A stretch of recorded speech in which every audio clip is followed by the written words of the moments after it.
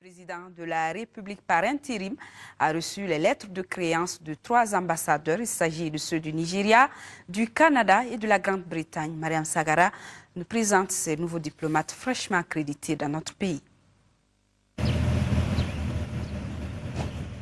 Le premier ambassadeur à présenter ses lettres de créance est le Nigérian Ilia Ali Dounia Nuhu. Cette fonction, il l'a exercée en Côte d'Ivoire, au Venezuela, aux États-Unis avant de se retrouver au Mali. Dounia Nuhu a aussi occupé des fonctions intermédiaires dans la diplomatie. Parlant l'anglais, le français, l'espagnol, le nouvel ambassadeur du Nigeria a beaucoup travaillé dans la recherche de la paix au Libéria et dans beaucoup d'autres pays. Formé en sciences politiques, il a aussi son master en droit, en sciences sociales et en diplomatie. Le Canada sera désormais représenté par Louis de Lorimier. Il connaît déjà l'Afrique pour avoir servi en Côte d'Ivoire comme vice-consul de 83 à 85.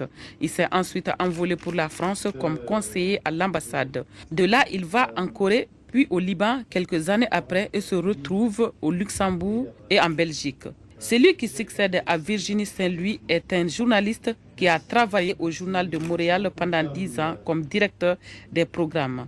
Avant d'entrer à la diplomatie, il était le chef de pupitre à la presse. Celui que la reine Elisabeth II a nommé au Mali comme ambassadeur est le docteur Phil Boyle. Après son doctorat en chimie à l'université de Manchester et d'Oxford, il rejoint la diplomatie en 2002. Son aventure diplomatique commence au Yémen et l'amène en France et au Pakistan. Il a beaucoup travaillé sur la stabilité régionale, le terrorisme international, l'immigration clandestine et la prévention des conflits. C'est pourquoi ses collaborateurs affirment son enthousiasme de se retrouver au Mali pendant les moments cruciaux.